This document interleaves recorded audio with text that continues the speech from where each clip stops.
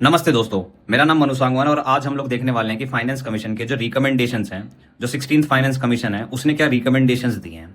सबसे पहली बात आपको ये पता होना चाहिए कि 16th फाइनेंस कमीशन के चेयरमैन का नाम क्या है। इनका नाम है अरविंद पंघारिया। ठीक है, इसके पहले जो फाइनेंस कमीशन के चेयरमैन थे उनका नाम था वीके सिंह। अब ये जो फाइनेंस कमीशन है ये रिकमेंडेशन देती है 5 साल के लिए और इस साल 2026-27 में भी कुछ ग्रांट्स देती है स्टेट्स को कि भाई इतने पैसे सेंटर को स्टेट्स को देने पड़ेंगे। आगे बात करते हैं। और अभी हमें एक नया वर्ड दिखा जिसका नाम है टैक्स डिवोल्यूशन। अच्छा, इस टैक्स डिवोल्यूशन का मतलब ये होता है कि सरकार या सेंटर जितना भी टैक्स कलेक्ट करता है वो सारा का सारा टैक्स खुद यूज नहीं कर सकता, वो टैक्स उसको स्टेट्स को भी देना पड़ता है।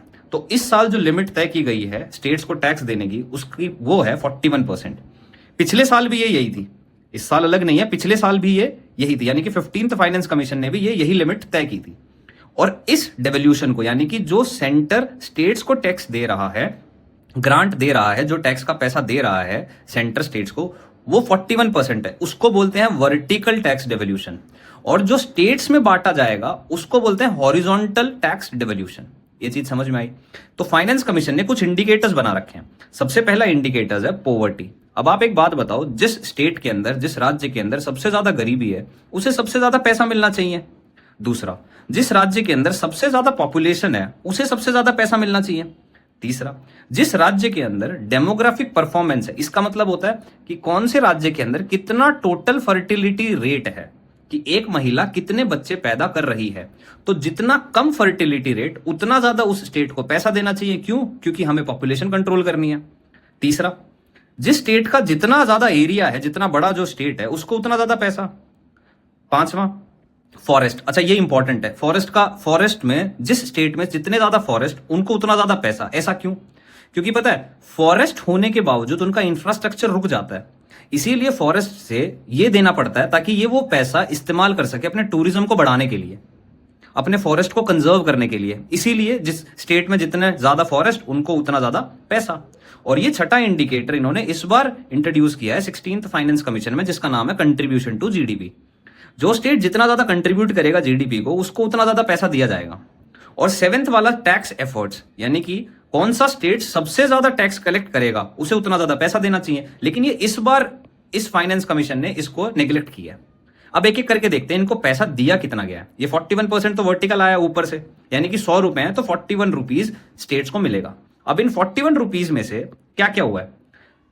पोवर्टी वाले स्टेट्स, यानी कि जिनकी पोवर्टी है, उनको मिलेगा 42.5%। पोवर्टी बेस्ड पे मिलेगा 42.5%। पॉपुलेशन बेसिस पे मिलेगा 17.5%। डेमोग्राफिक परफॉर्मेंस पे मिलेगा 10%। एरिया पे मिलेगा 10%। फॉरेस्ट पे मिलेगा 10%। कंट्रीब्यूशन टू जीडीपी का मिलेगा 10%। कहने का ये मतलब है कि ये 41% ऐसे बंटवारा होगा। और ये जो चीज है ये है पिछले फाइनेंस कमीशन का डेटा है, तो आपको ये दोनों याद रखने हैं। पिछला फाइनेंस कमीशन ने इसको भी 2.5% दिया था, आपको ये भी याद रखना है। ठीक है, तो कहने का साफ साफ मोटा सा ये मतलब है कि 41 रुपीज का 42.5% गरीबी के लिए इस्तेमाल किया जाएगा, 17.5% पॉपुलेशन के लिए, 10% डेमोग्राफिक परफॉर्मेंस के लिए, एरिया के लिए 10%, फॉरेस्ट के लिए 10%, जीडीपी के लिए 10%, टैक्स एफर्ट्स के लिए नॉट एप्लीकेबल।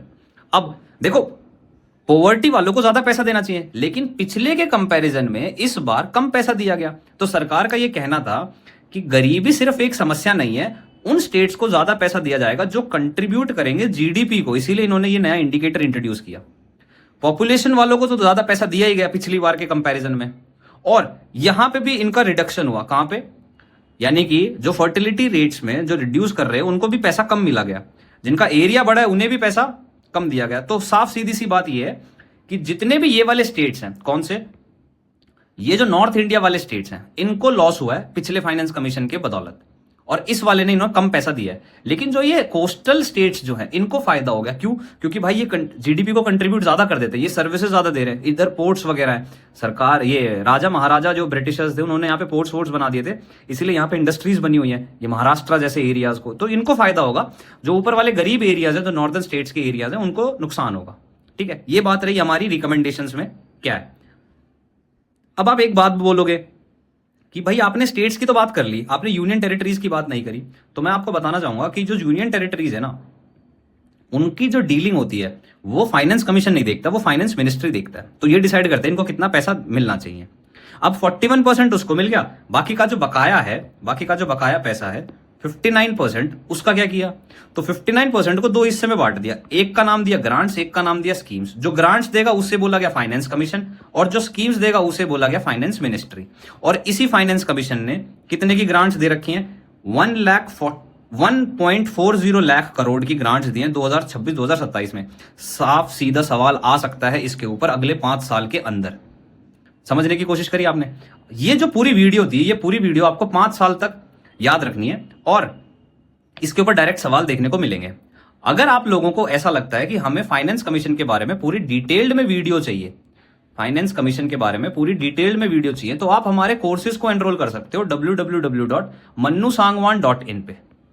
ठीक है, अगर किसी को ऐसा लग रहा है कि मेरे को पर्सनल मेंटरशिप चाहिए तो वो हमें इस मोबाइल नंबर पे भी कांटेक्ट कर सकता है 8552057934।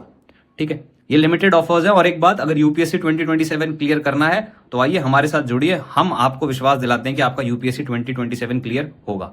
धन्यवाद।